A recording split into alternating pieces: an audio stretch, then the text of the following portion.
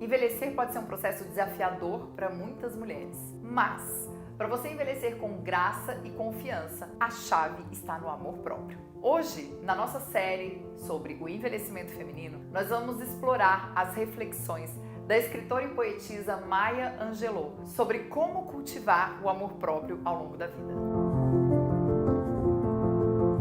No vídeo de hoje, nós vamos falar sobre a importância do amor próprio no envelhecimento feminino. Hoje nós vamos olhar para as reflexões da poetisa Maya Angelou do livro Cartas à Minha Filha, em que ela nos estimula a uma reflexão sobre o amor próprio e a confiança durante o processo de envelhecimento. Vamos começar definindo o que é amor próprio e como ele se relaciona com o processo de envelhecimento feminino. O amor próprio é a capacidade que a gente tem de se olhar com amor. Então, sempre que eu peço para as minhas clientes fazerem, por exemplo, os valores pessoais, muitas delas colocam, eu tenho um valor pessoal de amor. E aí começa a descrever o amor pelo pai, pela mãe, pelo marido, pelos filhos, periquito, cachorro, papagaio. Esquece dela mesma. E aí eu pergunto, e o amor por você mesma? E o seu amor próprio? O quanto você se ama? O quanto você faz coisas por você?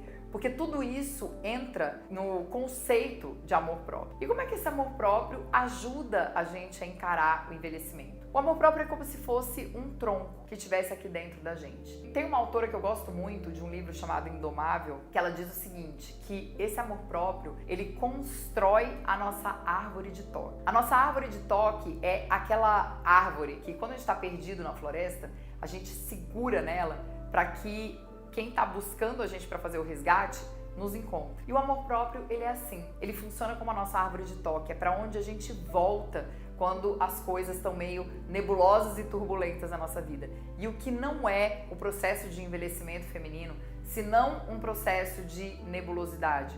Um processo em que a gente não sabe, não entende o que está acontecendo.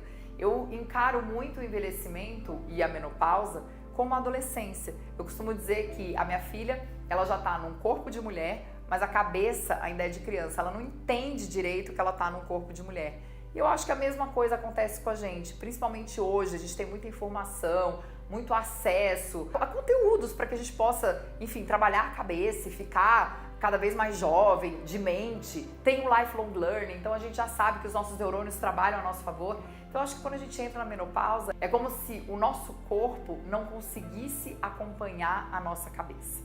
O livro Cartas à Minha Filha é uma coletânea de cartas escritas por Maya para sua filha e que trazem reflexões a respeito de suas experiências, aprendizados e sabedoria adquiridos ao longo da vida. E eu trouxe 6 pontos para que a gente possa discutir ao longo desse vídeo e que você possa deixar o seu comentário aqui ao final, além de se inscrever no canal, ativar as notificações e compartilhar esse vídeo. A primeira ideia que a Maya traz nesse livro é a importância do amor próprio. A importância da gente se aceitar e da gente se amar, independentemente das pressões externas e daquilo que esperam da gente. Isso é algo sobre o qual eu tenho falado muito, sobre essa questão da aprovação externa. Gente, eu quero que vocês guardem uma coisa na cabeça de vocês.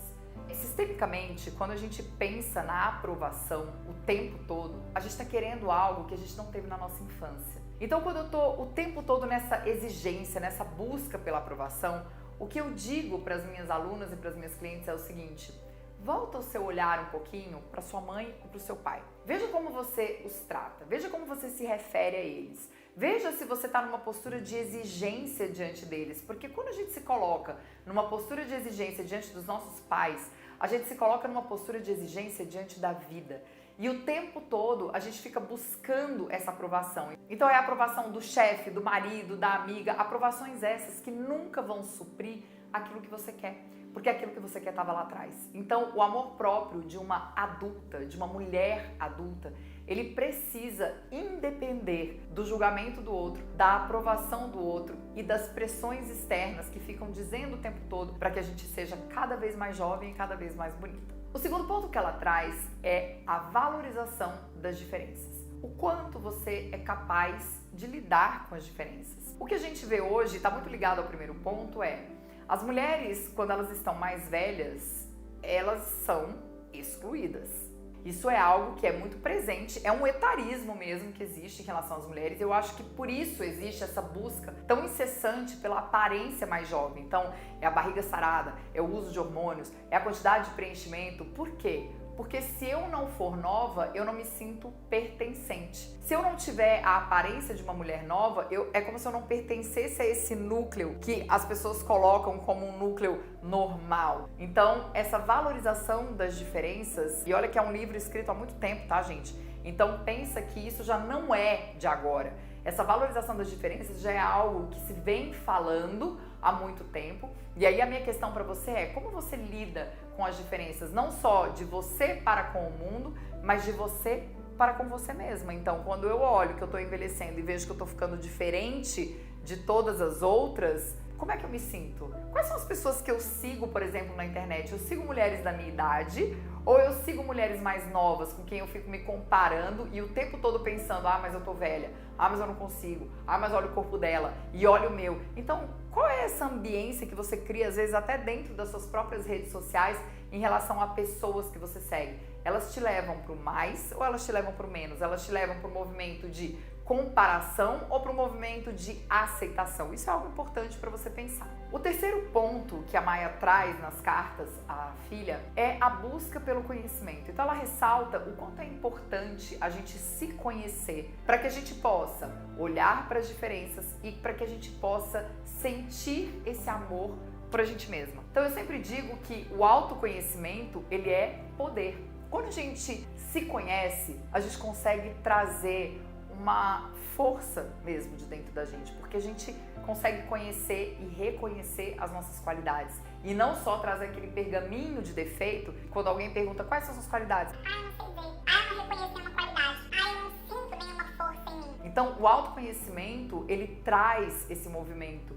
de força, esse movimento de construção. Sabe a construção da sua árvore de toque, que é determinada pelo seu amor próprio? O autoconhecimento, ele traz tudo isso. O quarto ponto que a Maia traz no livro e que linka muito com o amor próprio é a resiliência diante das adversidades. Então pensa que à medida que a gente vai envelhecendo, nós vamos trazendo na nossa bagagem experiências. E essas experiências, muitas vezes, elas são experiências traumáticas. É muito do que ela traz no livro. Ela traz as experiências traumáticas e como ela fez para poder superar essas experiências. Ela traz isso para a filha dela. E é muito engraçado, gente, porque quando eu estava fazendo químio, eu fiz um diário para a Duda, que eu ainda não entreguei. Mas ao longo desse diário eu fui colocando as experiências muito ruins que eu fui passando, porque eu não gostaria que ela visse naquela época. Então eu ia escrevendo para ela e eu ia colocando assim, a mamãe passou por isso, mas eu fiz isso para poder superar. Eu passei por isso, mas fiz aquilo. Então, sempre pro problema, eu trazia pra solução. E no final do diário, eu escrevi assim pra ela, talvez você não passe pelo que eu passei, eu espero que você não passe mesmo, mas eu quero que você entenda que qualquer que seja a situação pela qual você passe, existe algo chamado resiliência, que é você passar pela situação e você não voltar ao mesmo estado, mas você voltar mais forte do que você era quando você passou por aquilo. Eu acho que linka muito com essas cartas à minha filha, da Maia, porque ela traz esse aprendizado de resiliência. Então, quanto através desse movimento de superação e que me trouxe resiliência, eu consigo desenvolver o meu amor próprio para que eu possa aceitar essa finitude da juventude. Quando a Maia fala da construção do amor próprio, ela traz um ponto que é muito importante, que são as relações interpessoais. Então, Martin Seligman, quando ele traz a base da psicologia positiva e que ele traz o modelo PERMA, que eu já falei aqui sobre esse modelo em algum vídeo do canal, ele traz a importância das relações positivas, ou seja, relações que te levam para o mais, relações em que você pode trocar confidências e você pode confiar na pessoa, você pode trazer essa pessoa como conselheira para sua vida, pessoas em quem você confia, com quem você se abre, pessoas em que você tem um ombro amigo para você poder chorar. Então, essas relações interpessoais, elas são muito importantes para a construção do amor próprio. Então, quero que você avalie como é que estão as suas relações interpessoais, até mesmo para que você possa usar isso como uma avaliação para a medida do seu amor próprio. E o sexto e último ponto que eu destaquei desse livro da Maia para trazer para vocês foi a defesa dos direitos civis. Então, ela fala muito dessa igualdade de direitos no sentido do salário, no sentido dos cargos. Então hoje, o quanto a gente ainda vê no mundo corporativo, principalmente, mulheres fazendo a mesma coisa que os homens e ganhando muito menos. Mulheres fazendo a mesma coisa que os homens e com cargos mais baixos. Então, ela traz muito essa questão da defesa dos direitos civis como uma construção do amor próprio. Porque se a gente entende que o amor próprio é algo muito mais amplo, nós também estamos falando disso. Porque imagina, você passa 10 horas, 8 horas do seu dia no trabalho.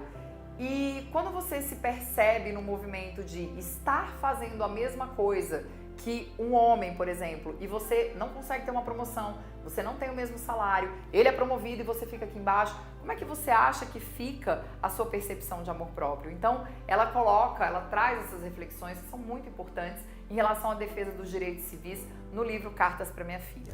E a pergunta que fica para você, além de você, obviamente, poder comentar esses 6 pontos que eu trouxe a respeito do livro, é a seguinte: você tem cultivado o amor próprio na sua vida? Pensando nesses 6 pilares que eu trouxe, a quantas anda o seu amor próprio? Conta aqui pra mim que eu quero saber. Pode abrir seu coração aqui nos comentários que eu vou adorar ler o que você tem pra escrever pra mim.